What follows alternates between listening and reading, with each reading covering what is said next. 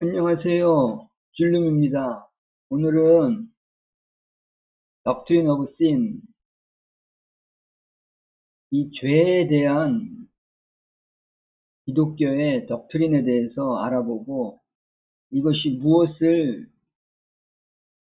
근간으로 해서 이러한 티얼러지가 신학에 나왔는지 살펴보도록 하겠습니다. 일단 우리가 Doctrine of Sin을 이해하려면 바울 사도를 이해해야 됩니다. 바울 사도는 크리스찬을 핍박하던 사람이었죠. 담메색 도상에서 부활하신 예수님을 만나고 새로운 도전을 받게 됩니다.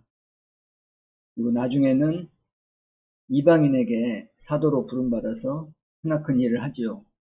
그분이 세운 선교 전략이 일단은 이방 도시에 가서 그곳에 머무르고 있는 유대인들을 향해서 예수님을 증거합니다. 그들의 공회당에 가서 십자가에 못 박혀 죽으신 예수님을 설명합니다. 그렇게 설명할 때에 당연히 바울 사도는 유대인으로서 또 교육받은 유대인으로서 예수님이 인간의 죄를 대신해서 돌아가셨다고, 이제 다시는 우리가 양을 잡거나 소를 잡거나 비둘기를 희생으로 드리거나 이러지 않아도 된다는 그런 논리를 가지고 전도를 시도합니다. 근데 대부분은 욕만 먹죠. 대부분은 핍박을 당합니다. 아주 유대인들 때문에 온갖 고생을 도시마다 하게 됩니다. 그래도 그분 전략은 먼저는 자기 동포에게 가서 전도를 하는 것이 그분의 신념이었습니다. 또 그렇게 했고요. 대부분의 도시에서. 비록 성공한 적이 많지는 않더라도 말이죠. 그러고 나서 그 시도가 실패했을 때 그 다음에 이제 이방인에게 갑니다. 다른 신들을 섬기는 그런 신전을 찾아간다든지 아니면은 사람이 많이 모이는 그런 장소를 찾아가서 예수님을 증거합니다. 근데 여기에 딜레마가 있습니다. 이 사람들한테 예수님을 설명할 때에는 그동안에 유대인들에게 설명했던 것과는 다른 어떤 논리와 그들이 이해할 수 있는 어떤 이론의 베이스가 필요한데, 물론 사울이 유대교에도 정통할 뿐만 아니라 그 당시에 헬레니즘 문화, 헬레니즘 철학에도 많은 지식을 갖고 있던 사람이었죠. 그래서 아마도 예수님으로부터 이방인의 사도로서 부름받지 않았을까 하는 생각도 해봅니다. 그런데 사도 바울이 세웠던 선교 전략에는 조금 문제가 있어 보여요. 뭐냐면 젠타일들, 이방인들에게 일단은 유대교를 먼저 설명을 합니다. 우리 유대인이 어떻게 지내왔고, 모세가 어떻게 율법을 받았고, 우리는 어떻게 해서 그 율법을 지켜왔고, 그 율법을 완성하러 오신 분이 예수님이었다는 걸 설명을 합니다. 다시 말해서 율법을 받아본 적도 없는 이방인들에게 당신은 죄인이야. 율법을 받지 않았어도 당신은 죄인이야. 이런 논리를 설명합니다. 사실 젠타일로서는 받아들이기 힘들죠. 왜냐하면 모세하고 아무 상관이 없는 사람들이니까. 한 번도 그런 율법을 받아본 적이 없고 들어본 적도 없고 지키라는 명령을 그 조상으로부터 받아본 적도 없어요. 물론 우리도 그렇습니다. 우리 양심에 어긋나는 일을 안 해야 된다는 그런 어떤 방향이 있을 뿐이지, 모세로부터 율법을 받은 건 유대인입니다. 우린 유대인이 아니지요. 유대인은 예수님을 못 박았죠. 다시 말해서 모세로부터 율법을 받지 않은 우리는 모세의 정죄에 의한, 모세가 주는 그 가이드라인, 율법에 의한 죄인은 아닌 것입니다. 우리 양심의 죄인인 것이죠. 한 번도 거짓말 안 해본 사람 없잖아요. 하지만 유대인으로서의 죄인이 아닌 거죠. 바울 사도는 여기서 계속해서 잘못된 논리를 펴니다. 일단은 젠타일을 유대화시키고 그러고 나서 너희는 죄인이다. 이런 논리를 피니까 사실은 들어먹기가 상당히 힘들죠. 오늘날 참 재밌는 거는 유대인으로 귀화하는 사람들이 있다는 겁니다. 유대 민족이 아닌데도 말이지요. 심지어는 일본 사람들 중에도 유대인으로 귀화되는 사람이 있다고들 해요. 그분들이 어떤 생각으로 그런 결정을 하는지 모르겠지만 또 그런 분들을 또 받아줍니다. 유대인들. 다시 말해서 혈통으로 유대인이 아니더라도 어떤 노력에 의해서 유대인의 자격을 획득하는 것이죠. 이게 어떻게 진행되는지는 잘 모르겠지만 유대인이 누가 유대인인지를 정의하는 데는 또 유대인들끼리 사이에도 여러 가지 이견이 있다고 해요. 예를 들면 어머니가 유대인이다. 그러면 또 유대인으로 인정해 준 적이 있고요. 어머니, 아버지 중에 둘 중에 한 분이면 유대인이면 또 유대인이다. 이렇게 또 인정을 해준 적이 있고요. 아니다. 할머니, 할아버지 네 분 중에 유대인이 있으면은 또 유대인이다. 좀 이렇게 인정해 준 적도 있고요. 그 시대마다, 상황마다 유대인이라는 정의가 또 바뀝니다. 또 유대인 내에서도, 자기네들 내에서도 또 올소독스가 있고요. 또 세큘라가 있습니다. 올소독스는 세큘라 보고 침을 뱉으면서 뭐 아주 옛날에 유대인들이 사마리아인들을 무시했던 것처럼 아주 그런 냉혹하고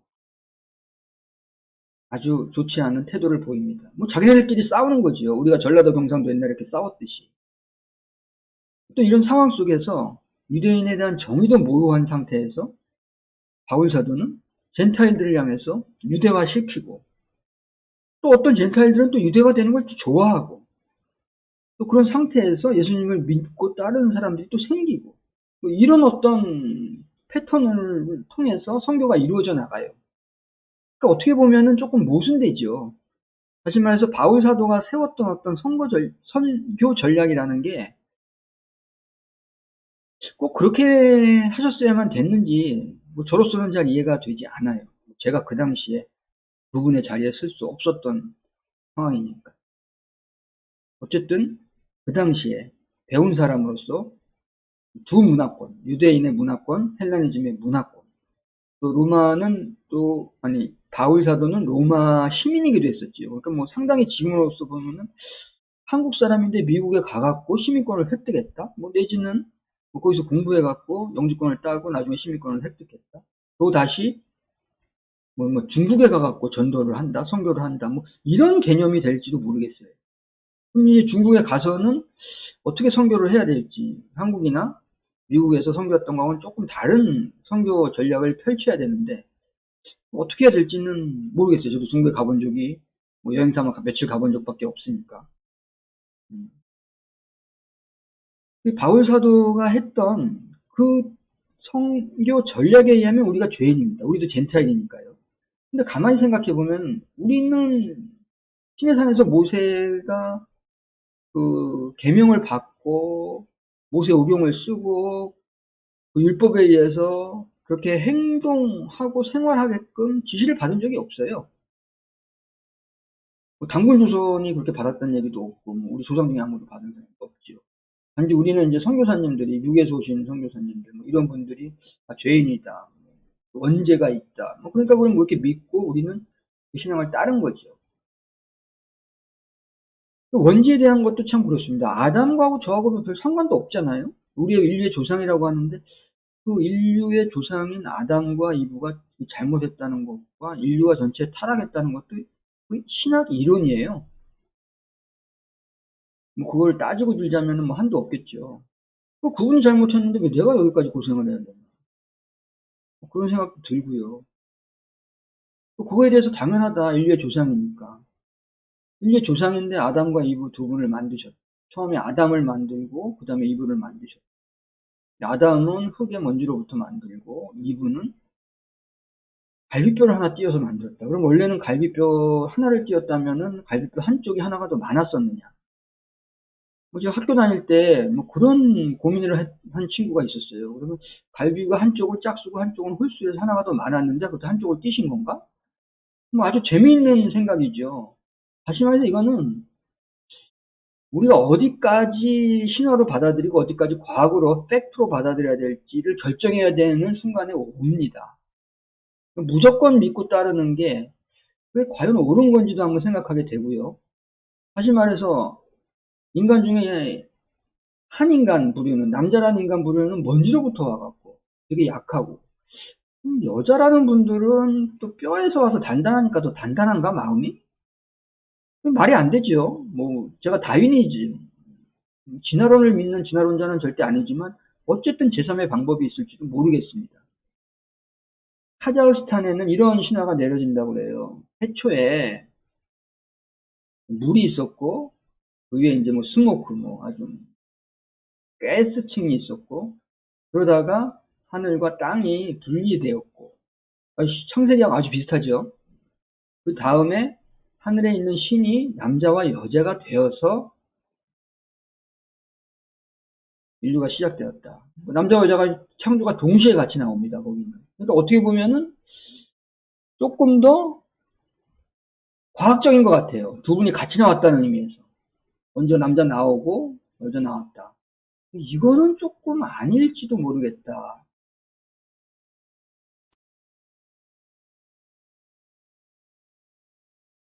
그런데 우리가 인류의 조상인 아담과 이브가 죄를 지어서 신라건 상태가 되었다. 그렇게 생각을 그렇게 믿고 있지요. 그렇게 그런 신학을 배웠지요. 근데 에덴 동산에 설펀트, 뱀이 있었다는 것 자체가, 뱀이 이브를 유혹했다는 것 자체가, 선악과를 먹으면은 너도 하나님 같이 될 거야. 이렇게 이브를 꼬시려는 그런 유혹의 마음이 있었다는 것 자체가 이미 낙원이 아닌 거죠. 다시 말해서 야담과 이브가 뭔가 결정을 해서 거역을 하겠다는 마음을 먹기 전에 설펀트가 등장했다는 것 자체부터 그들의 결정 전에 이미 에덴 동산은 실락한 거죠. 실낙원 상태가 돼 있었던 거죠. 그렇지 않고서는 설펀트가 거기 존재하지가 않았겠죠. 존재하지가 않았다면 아담과 이브는 거기서 행복하게 살았겠죠. 설펀트가 있었고,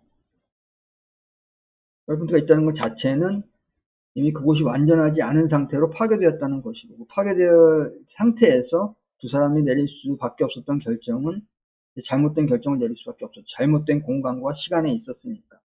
당연히 잘못된 결정을 할 수밖에 없었다.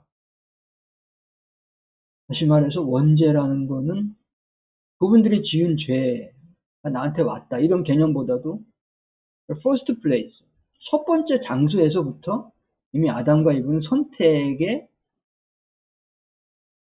의지가 주어진 것이 아니다. 그렇게 선택할 수밖에 없었던 상황이다. 그렇게 생각해 볼 수 있겠죠. 다시 말해서 모세한테 주었던 율법에 의해서 우리가 정죄받은 유대인도 아니고 아담과 이브가 잘못한 거에 대해서 아담과 이브도 그분들도 책임이 없었던 거죠. 이미 신락원 한 상태에서 한 결정이니까. 그분도 잘못이 없는데 저한테 잘못이 있다. 우리들한테까지 잘못이 있다. 인류의 조상이 그분 두 분들이었으니까. 이건 뭔가 좀 맞지 않는 얘기죠. 원죄 플러스 우리의 죄, 우리가 지은 죄, 자범죄. 그래서 우리는 이제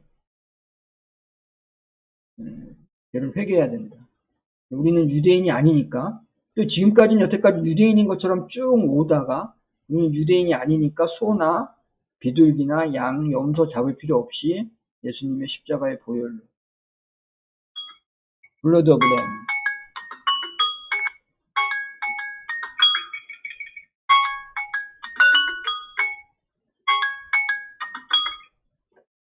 그분의 보혈에 의해서 죄 사함을 받는다. 되게 아름다운 얘기죠. 그분이 다시는 자기 자신을 희생시키실 필요도 없고 우리는 양이나 소나 염소나 비둘기를 잡을 필요도 없고. 근데 그렇게 잡는 거는 그 유대인들이 그렇게 했던 거예요. 물론 다른 민족에서도 뭐 동물을 제물로 바치고 심지어 저쪽 남아메리카 저쪽에서는 사람을 태양신을 섬기기 위해서 사람을 산제사로 또 그렇게 희생당하는 사람 자체도 그걸 영광으로 알고 뭐 이런 좀 제사에 그런 전통이 있었지만 뭐 기본적으로는 우리가 율법을 받지 않았고 우리는 제사를 지낼 필요도 없는 백성이고 그런데 예수님의 보혈로 우리가 용서를 받았다. 우리가 유대인이라고 또 한번 그렇게 생각해 볼 수 있겠어요. 바울 사도가 펼쳤던 그 선교 전략, 이방인들한테 가서 예수님의 보혈로 너희가 용서를 받았다. 그 이론을 계속해서 2000년 동안 우리가 이어왔고, 우리 한국 사람, 지금 한국말로 하고 있으니까, 그럼 이 말을 들으시는 분들은 대부분이 한국 분이실 테니까, 외국에서 이제 오셔서 한국말을 배우신 분이 아닌 경우에는, 우리도 이제 그 피해에 의해서 용서를 받았고, 뭐, 이론이 맞는 것도 같고, 난 유대인도 아닌데, 그럼 예수님의 보혈이 나한테는 의미가 없는 건가? 그럼 우리는 어떻게, 우리 젠타일은 어떻게 구원을 받아요? 만약 사도 바울이 다시 살아 돌아오신다면은, 한국인에게 전도를 하러 오신다면, 어떻게 전도를 하실까? 좀 어려운 얘기죠. 근데 선교라는 거는 그 문화를 이해하지 않고서는 가능하지가 않아요. 우리가 중동에서 예수님을 증거할 때나 중국에서 예수님을 증거할 때 같을 수가 없어요. 만약 같다 그러면 그분은 이 문화를 잘 이해 못 하시는 거죠. 이슬람 문화와 중국의 어떤 전통적인 문화와 역사적 배경, 정치적 현실,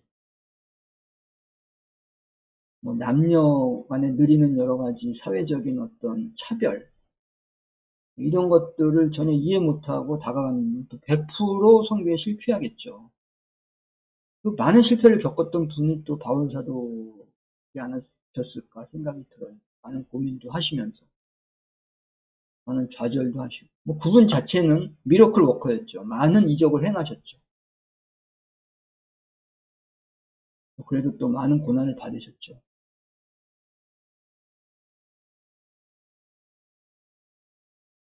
어쨌든 예수님의 보혈로 우리가 구원을 받지 않는다고 하면 우리는 어떻게 구원을 받을 수 있나요? 오직 믿음으로. 마틴 루터가 얘기하셨던 오직 믿음. 솔라 피데라고 그러죠. 오직 믿음. 무엇을 믿느냐? 그분 예수님께서 동정녀 마리아에게 나시고 3년간 공생애를 제자들과 보내시고 십자가에 못 박혀서 십자가상에서 돌아가시고 3일이 되던 날 아침에 다시 부활하시고 부활하신 후에는 40일간 제자들하고 같이 생활하면서 그분들이 어떻게 앞으로 살아가야 할지, 어떻게 복음을 전해야 될지 격려하고 가르쳐 주시다가 40일 후에 하늘로 올라가셨죠. 우리는 그분이 다시 오실 거라는 것을 믿고 있죠. 그거에 대한 믿음으로 구원을 받을 수 있는가? 어디까지 뭘 더 믿어야지 구원을 받을 수 있는가? 무엇을 믿고 어디까지 믿어야 되는지. 아인슈타인의 그 부인 되시는 분한테 어느 기자분이 물어봤다고 그래요. 혹시 사모님께서는 아인슈타인 박사님의 상대성 이론에 대해서 아십니까? 사모님이 그렇게 대답하셨다고 그래요. 저는 그거 하나도 모르는데. 제가 알고 있는 거는 그분이 제 남편이라는 거를 알고 있습니다. 그럼 우리 신앙인이 가져야 될 태도가 이런 것이 아닌가 생각이 들어요. 우리가 예수님이 언제 다시 오실지를 모르듯이 그냥 그분이 우리의 구원이 되신다는 걸 믿으면 그 믿음이 우리를 구원에 이르게 하리라는 믿음으로 사는 거죠.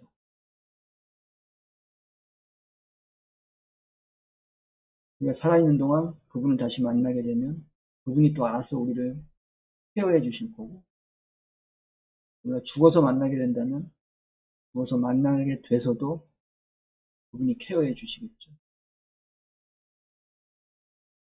그 믿음으로 사는 게 그리스도인이 아닌가 생각이 듭니다.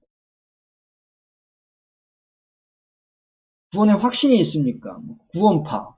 몇 날, 몇 월, 며칠, 몇 시에 구원받았습니다. 뭐 이렇게 얘기하시는 분들. 뭐 사입이라고 얘기할 수밖에 없죠. 몇 시까지, 몇 분, 몇 초까지 얘기하지. 또 다른 목사님들 뭐 구원의 확신이 있습니까? 이렇게 들이대시는 분들. 제가 확신할 필요는 없죠. 하나님이 확신하셔요. 그분이 창조주시고 그분이 심판자이시니까. 오늘 잠깐 동안 우리의 죄에 대해서 생각해 보았습니다. 원죄, 그리고 우리가 지은 자범죄, 바울 사도가 세웠던 선교 전략, 오늘날 우리가 가지고 있는 믿음에 대해서 구원의 확신을 운운하는 사람들에게 해줄 수 있는 말들. 다음 영상에서는 이제 우리는 어떻게 할 것인가, 구원에 대해서 이야기했다면 이제 구원받은 사람이 살아가야 될 성화의 과정은 어떤 것인가 한번 생각해 보도록 하겠습니다.